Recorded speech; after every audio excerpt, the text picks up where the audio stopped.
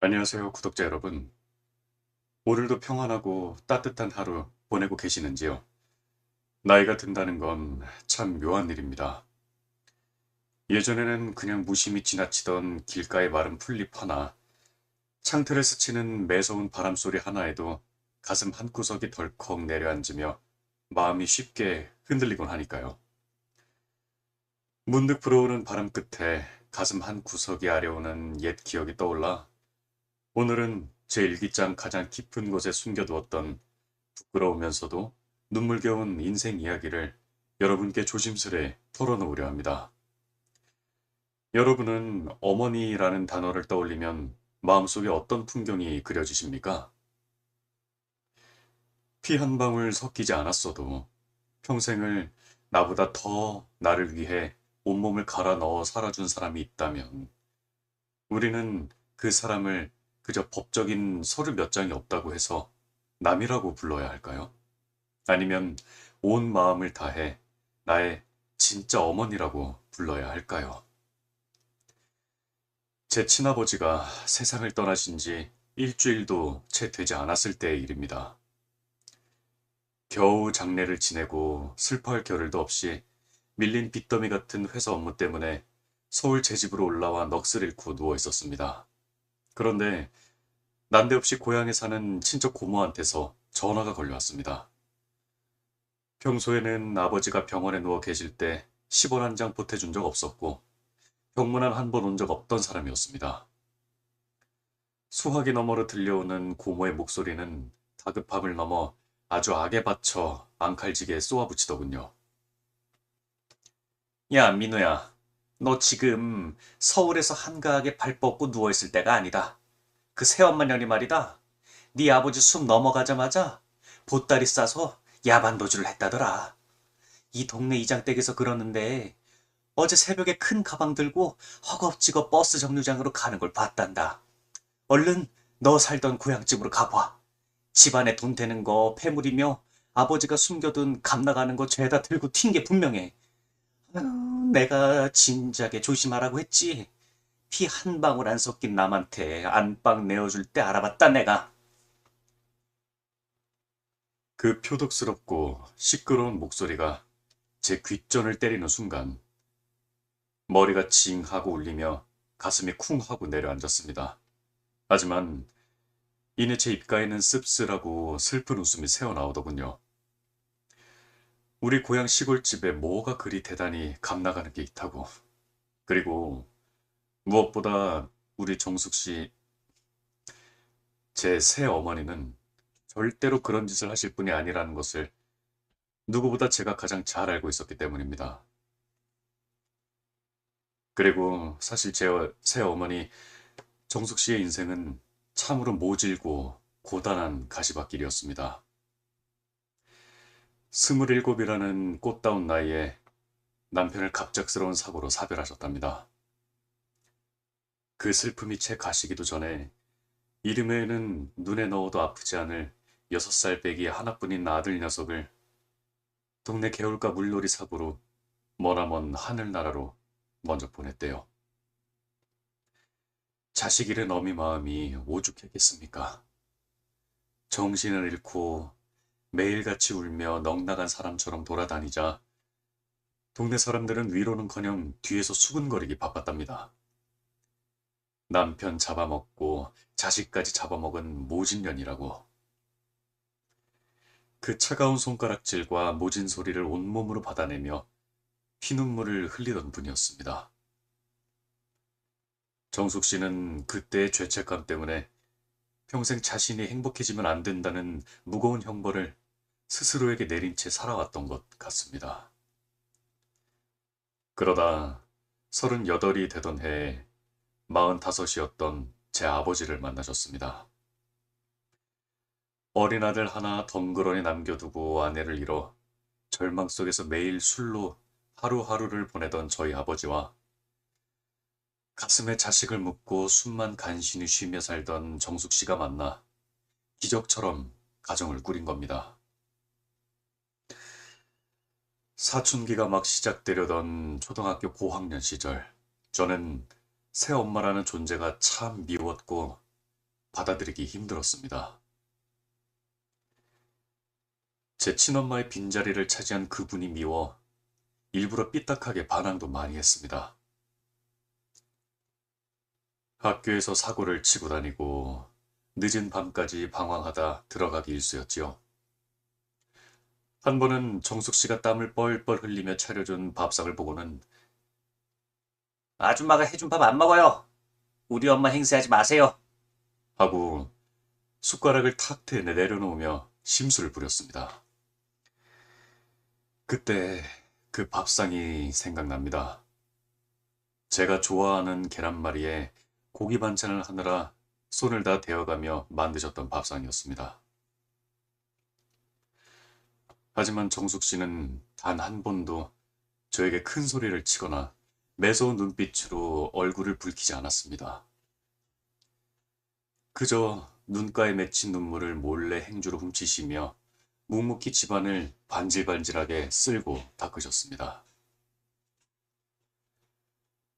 제가 아무리 모진 말을 내뱉고 방황을 부려도 추운 겨울날 밤늦게 들어오면 언제나 가장 따뜻한 나랫목에 제 이불을 먼저 깔아두시고 말없이 따뜻한 꿀물을 타주시던 분이었습니다.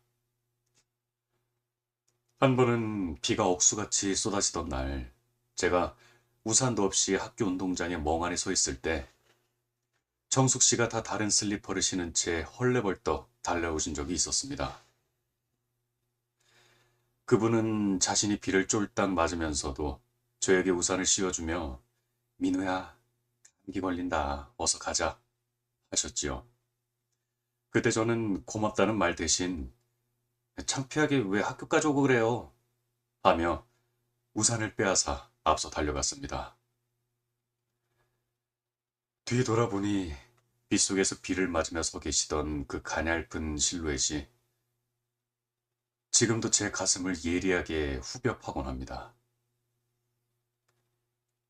제가 대학에 가고 군대에 가고 서울에서 겨우 자리를 잡아 직장 생활을 시작하며 1년에 한두 번 집에 갈 때마다 정숙 씨는 상이 부러지도록 제가 좋아하는 갈비찜을 재우고 만두를 빚어 밥을 차려주셨습니다. 서울로 다시 올라갈 때는 제 낡은 차 트렁크가 터져버릴 정도로 손수 텃밭에서 키운 유기농 채소며 고소한 냄새가 진동하는 참기름, 밑반찬을 바리바리 싸주셨지요. 동네 사람들에게 우리 아들이 서울에서 아주 큰 대기업 다닌다며 자랑스러워 하실 때의 그 해맑은 미소가 아직도 제 눈에 선합니다. 정작 자신은 구멍난 양말을 기워 신으면서도 말입니다. 특히 저희 아버지가 5년 전에 갑작스러운 뇌졸중으로 쓰러지셔서 긴 병상에 누우셨을 때 정숙 씨는 정말 본인의 영혼과 몸을 통째로 갈아 넣다시피 하여 지극정성으로 간병을 하셨습니다. 자식들에게 부담 주기 싫다며 병원비 아낀다고 공동 간병인도 마다하셨습니다. 하루 24시간 그 좁디 좁은 병실의 차가운 간이 침대에서 5년 동안 제대로 발 한 번 뻗지 못하고 새우잠을 자며 아버지 곁을 지켰습니다. 하루에도 몇 번씩 욕창이 생길까봐 무거운 아버지 몸을 가녀린 팔로 돌려 눕히고 피고름을 닦아내고 똥오줌 수발을 다 들면서도 싫은 내색 한 번을 안 하셨어요.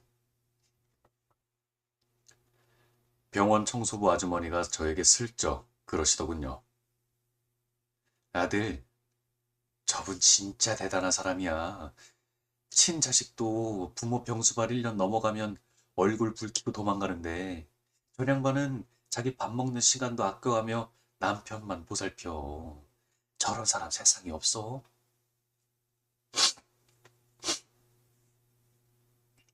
솔직히 사내 자식인 저더러 와서 그렇게 하라고 했어도 저는 직장 핑계대고 며칠 못 가 나가 떨어졌을 겁니다. 그 헌신적인 모습을 보면서 저 역시 마음속 깊은 곳에서부터 그분을 온전한 진짜 어머니로 인정하고 있었던 건지도 모르겠습니다. 하지만 제 마음 한 구석에는 늘 가시처럼 걸리는 아주 무겁고 미안한 비밀이 딱 하나 있었습니다. 두 분이 자식들 눈치 보느라 그리고 집안 친척들의 완강한 반대와 이런저런 사정 때문에 26년을 부부로 살면서도 끝내 혼인신고를 하지 못했다는 사실이었습니다. 법적으로는 그저 남남, 서류 한 장 없는 무자격자나 다름없었던 거지요. 가족이라는 울타리 안에 살면서도 늘 서류 밖 경계선에 서 계셔야 했던 정숙 씨의 외로움이 어땠을지, 그때 저는 왜 미처 헤아리지 못했을까요? 아버지가 돌아가시기 직전 산소 호흡기를 끼고 겨우 가쁜 숨을 몰아쉬던 마지막 밤이었습니다. 아버지는 정숙 씨가 잠시 찬물을 들어 병실 밖으로 나간 사이 제 떨리는 손을 꼭 쥐며 모기만한 목소리로 속삭이셨습니다. 민우야, 내 말 똑똑히 들어라. 고향집이랑 내가 평생 모은 통장에 든 예금 4천만 원은 전부 네 앞으로 해두었다. 변호사 불러서 공증까지 써서 유언장 확실하게 써놨으니까 다른 생각하지 마라. 순간 저는 제 귀를 의심했습니다. 아버지, 그게 무슨 말씀이세요? 그럼 정숙 씨는요? 우리 엄마는 어떡하라고요? 평생 아버지 수발만 들었는데 다 가시고 나면 엄마는 어디로 가란 말입니까? 단돈 얼마라도 엄마 노후를 챙겨 드려야죠. 하고 다급하고 화가 난 목소리로 되물었지만 아버지는 그저 쓸쓸히 눈을 감으며 고개를 힘없이 가로저으셨습니다. 법적으로 아무 사이도 아닌데 친척들이 가만두겠냐. 그리고 너도 서울에서 자식 키우고 살려면 돈 쓸 때 천지다. 내 재산은 내 핏줄이자 내 대를 아들인 너한테 갖는 게 맞다. 그게 내 뜻이다.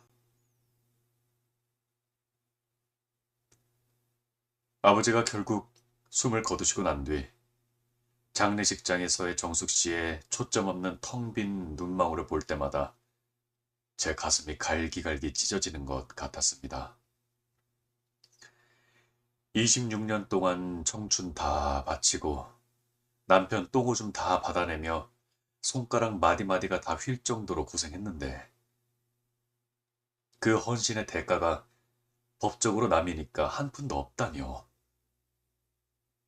가장 믿었던 아버지가 너무나 약속하고 매성하게 느껴져 저는 장례식장 비상구 계단에서 담배를 연거푸 피우며 왈칵 쏟아지는 눈물을 참지 못했습니다. 하지만 장례가 끝나자마자 저 역시 제 살 길이 바빠 정신을 차릴 수 없었습니다. 회사에는 밀린 업무가 산더미였고 아이들 학원비에 치솟는 대출이자 때문에 머리가 지끈거렸죠. 정숙 씨에게 어머니 조만간 서류 정리하러 다시 내려올게요. 라는 차갑고 성의 없는 인사만 남겨두고 부랴부랴 서울행 기차에 몸을 실었습니다. 그때는 정말 바보같이 몰랐습니다. 그분이 조용히 혼자서 자기 평생의 짐을 정리하고 계셨다는 것을요. 자신 앞으로 남겨진 재산이나 법적 보장책이 아무것도 없다는 걸 눈치채시고 더 이상 남편도 없는 그 차가운 집에 머무를 명분이 없다고 생각하셨겠지요. 상주 노릇하느라 피곤해하는 저에게 미안해서 그 서운함마저 숨긴 채 가슴으로 눈물을 삼키고 계셨던 겁니다.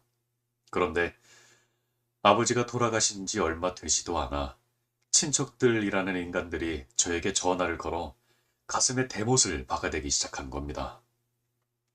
특히 제 고모라는 사람은 장례식 때 부조금 봉투가 얼마 들어왔는지 뒤에서 세워보던 탐욕스러운 사람인데 정숙 씨가 집을 비웠다는 소식에 신이 나서 전화를 걸어댄 것이었습니다. 민우야, 내 그럴 줄 알았다. 그 여우 같은 년이 26년 동안 얌전한 척 눈치 보며 살더니 결국 마지막에 안방 서랍장 다 털어서 한탕 크게 해먹고 야반도주 한 거다.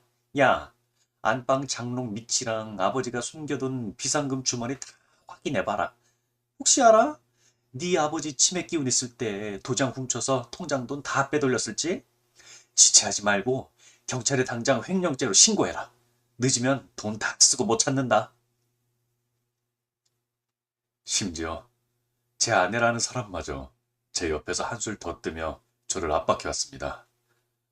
여보, 고모님 말씀이 100번 맞아요. 요즘 세상이 얼마나 흉악한데 그래요.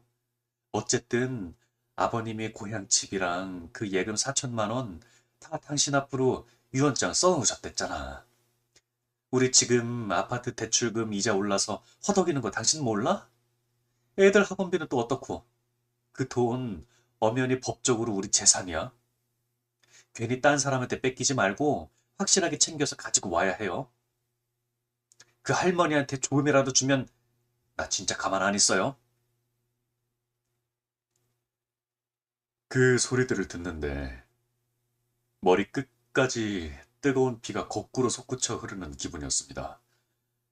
제 아내의 얼굴이 순간 낯선 괴물처럼 보이더군요. 당신 지금 제정신으로 하는 소리야? 어머니가 평생 우리 아버지를 위해 어떻게 몸을 바쳐 살았는지 당신 눈으로 똑똑히 봐놓고도 그딴 소리가 나와? 우리가 매달 보태준 생활비 그 몇 푼이나 된다고. 그 힘든 간병을 어머니 혼자 다 하셨는데 당신이 가서 단 하루라도 대소변 받아본 적 있어?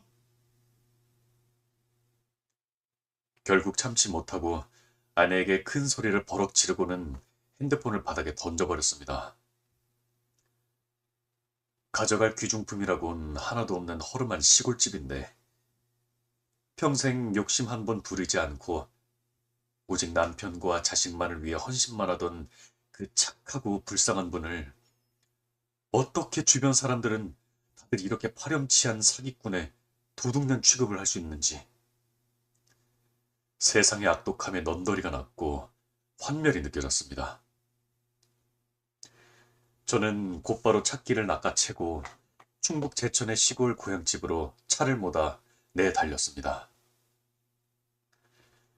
가슴이 요동치고 왈칵 쏟아지는 눈물 때문에 앞이 보이지 않아서 운전대를 잡은 손이 부르르 떨렸습니다. 몇 시간을 미친 듯이 달려 고향집 마당에 들어서니 집안은 쥐 죽은 듯 조용한 적막감만 감돌고 있었습니다. 녹슨 대문은 굳게 닫혀 있었고 조심스레 자물쇠를 열고 안방으로 들어가 보니 저는 그 자리에 굳어 목구멍이 턱 막혀왔습니다. 안방은 먼지 한 톨 없이 말끔하게 쓸고 닦여 있었고 부엌 싱크대 위에는 물때 하나 없이 깨끗하게 그릇들이 엎어져 있었습니다. 가스레인지는 윤이 나게 반질반질 닦여 있더군요.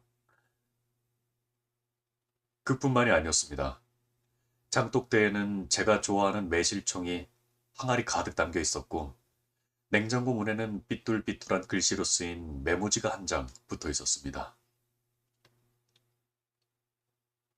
민우야, 냉동실에 곰국 끓여서 얼려두었으니 밥 버리지 말고 꼭 데워 먹어라. 건강해야 한다. 마치 나는 마지막 떠나는 순간까지 이 집의 안주인으로서 그리고 네 어머니로서 내 도리를 다 했다. 라고 말하는 것처럼 너무나도 정갈하고 흠잡을 데 없이 정리되어 있었습니다. 그것을 보니 제 눈물이 빗물처럼 쏟아졌습니다.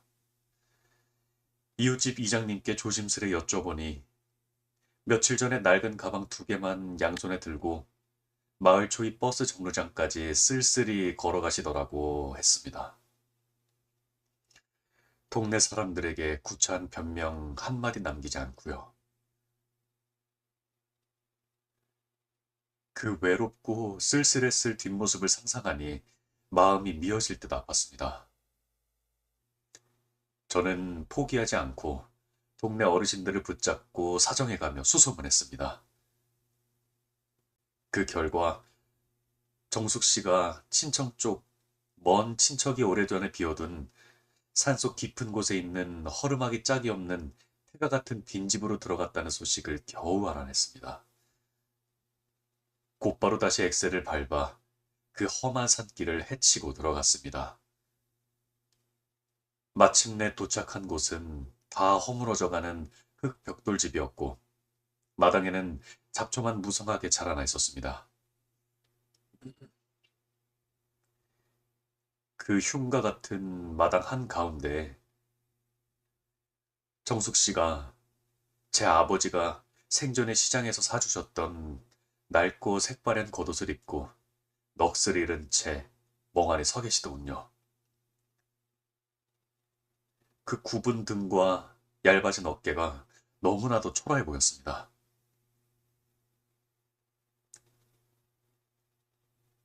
엄마,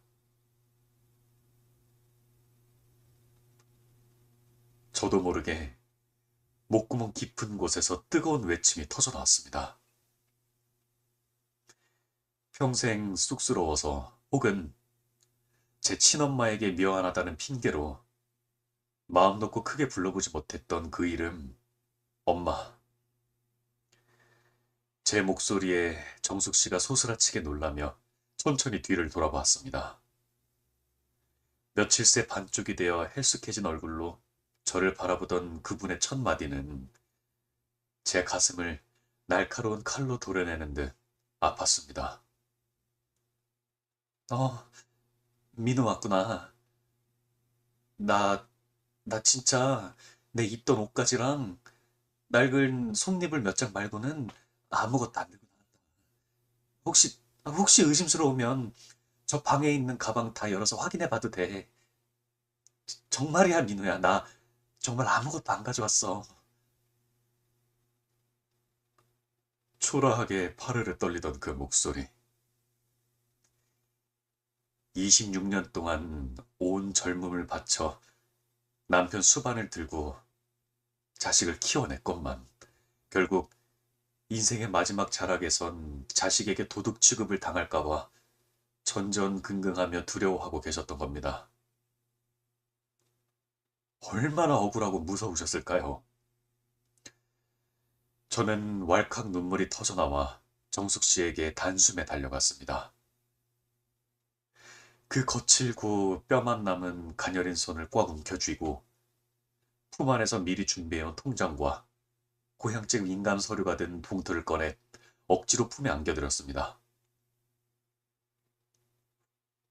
엄마, 제가 며칠 동안 직장 핑계대고 정신이 없어서 엄마를 미처 못 챙겼어요. 정말 죄송해요. 이거 아버지가 엄마 노후 자금으로 쓰라고 저한테 따로 남겨주신 거예요. 그리고 고향 시골집도 원래 엄마 거예요. 제가 이번 주 안으로 법무사 사무실 가서 그 명의 다 돌려놓을 테니까 당장 저랑 같이 원래 우리 집으로 가요. 정숙 씨는 제 손에 들린 봉투를 멍하니 내려다보더니 이내 사시나무 떨듯 몸을 떨며 고개를 세차게 흔들었습니다. 아니다, 민우야. 나는 네 아버지랑 서류 한 장 올리지 않은 법적으로는 아무 권리 없는 남이야. 내가 무슨 면목으로 이 큰 돈과 집을 받겠니? 나 정말 이런 거 다 필요 없다. 그저 네 아버지 마지막 눈 감는 길 외롭지 않게 지켜드린 걸로 내 할 일은 다 했어. 어서 가져가거라. 너 서울에서 애들 키우고 살려면 힘들잖니. 그 완강한 거절에 저는 평생 마음속에 쌓아두었던 미안함과 뜨거운 감정이 한꺼번에 폭발하고 말았습니다. 엄마가 내 엄마가 아니면 나는 이제 명절에 고향 가고 싶은데 대체 어디로 가요? 엄마가 내 엄마가 아니면 세상 천지에 누가 내 엄마란 말입니까? 피 섞인 친척 고모라는 인간은 아버지 숨 떨어지자마자 돈독이 올라서 손가락 얹으려고 난날인데 26년 동안 내 아버지 병소발 다 들고 보고 좀 받아내고 나 장가갈 때 구석에서 친엄마보다 더 눈물 훔치며 기뻐해준 정숙 씨가 내 진짜 엄마지. 그럼 누가 내 엄마예요? 제 진심 어린 오열에 정숙 씨의 깊게 패인 눈가에서 참았던 눈물이 본물 터지듯 쏟아졌습니다. 평생 가슴에 쌓아두었던 한과 서러움이 그 눈물에 씻겨내리듯 가녀린 어깨를 들썩이며 어린아이처럼 통곡을 하시더군요. 민우야, 나는 네 아버지가 돌아가시면 네가 나보고 법적 권리도 없는 늙은 년이라고 당장 나가라고 문전박대할 줄 알았다. 서류 한 장 없는 내 처지에 무슨 자격이 있겠나 싶어서 그래서 너한테 짐이 되기 싫어 도망치듯 나온 건데 내 평생 전생에 죄가 많아 어린 자식도 앞세우고 고단하게 살았는데 하늘이 나한테 마지막 가기 전에 이런 효자 아들을 선물해 주시려고 그랬나 보다.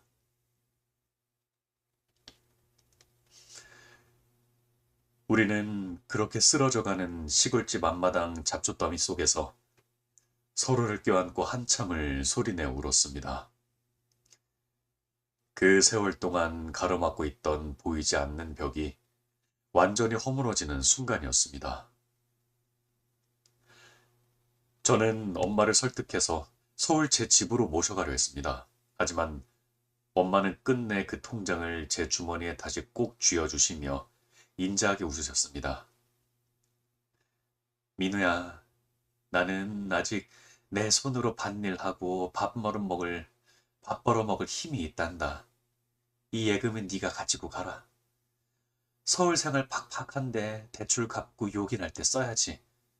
대신 고향집은 내가 그곳에서 계속 살고 싶구나. 명의는 그냥 네 앞으로 그대로 두어라. 내가 죽고 나면 어차피 다 네가 가질 텐데 뭐하러 세금 아깝게 명의를 바꾸니. 내가 그 집에 살고 있어야 네 아버지가 외롭지 않게 지킬 수 있고 무엇보다 우리 민우가 세상살이에 지치고 고단할 때 언제든지 내려와서 따뜻한 집밥 한 끼 먹고 쉴 수 있는 고향집이 남아있지 않겠니? 그 깊고 눈물겨운 마음 씀씀이에 저는 더 이상 고집을 부릴 수가 없었습니다. 그저 엄마의 깊은 뜻을 감사히 받아들이기로 마음먹었지요. 그리고 서울로 올라온 다음 날 저녁, 저는 저보고 경찰에 신고하라며 으름장을 던져놓던 친척 고모와 은근히 돈 욕심을 부리던 제 아내를 앞에 두고 아주 단호하고 시원하게 선언했습니다. 고모님, 그리고 당신 잘 들어. 아버지 유산인 고향 집이랑 예금 4천만 원 한 푼도 다른 사람 소리 안 들어갑니다. 그 돈 전부 우리 어머니 노후 자금으로 제가 매달 생활비로 쪼개서 보내드릴 거고 고향집도 우리 어머니 평생 평온하게 지내실 보금자리로 남겨둘 겁니다. 만약 이 일로 단 한 번이라도 우리 어머니 찾아가서 괴롭히거나 돈 달라고 헛소리 짓거리는 사람 있으면 나 그날로 인연 끊고 법적으로 소송 걸어서라도 끝까지 응징할 테니까 그래 하십시오. 제 눈에 서리빨 같은 안광이 서려 있자 늘 큰 소리 치던 고모는 입을 꾹 다물었고 제 아내 역시 제 기세에 눌려 눈치만 보며 슬그머니 고개를 숙이더군요. 26년 묵은 체증이 쓱 내려가듯 아주 속이 다 시원했습니다. 세상 사람들은 말합니다. 법적인 부부 도장이 중요하고 재산 등기, 명의가 누구로 되어 있는지가 인생에서 가장 우선이라고요. 하지만 오랜 세월 부대끼며 나누었던 눈물겨운 정과 병든 배우자의 곁을 묵묵히 밤새 지켜냈던 숭고한 희생은 한낱 종이 쪼가리 한 장, 서로 몇 줄 따위로 결코 저울질할 수 없는 고귀한 가치입니다. 저에게 정숙 씨는 이제 더 이상 마음 졸이며 부르던 새어머니가 아닙니다. 세상에서 가장 강하고 위대한 제 진짜 어머니십니다. 구독자 여러분, 혹시 여러분 곁에도 늘 그 자리에 당연하게 서 있어서 미처 보지 못했던 소중한 존재가 있지는 않으신가요? 오늘만큼은 그 고마운 분께 늦기 전에 먼저 따뜻한 안부 전화 한 통 걸어보시는 건 어떨까요? 지금까지 여러분의 마음에 따뜻한 울림을 전하는 꿀보설이었습니다. 오늘 제 이야기가 가슴 깊이 와 닿으셨다면 구독과 좋아요, 그리고 따뜻한 댓글로 함께 마음을 나누어 주시기 바랍니다. 시청해 주셔서 진심으로 감사합니다. 건강하세요.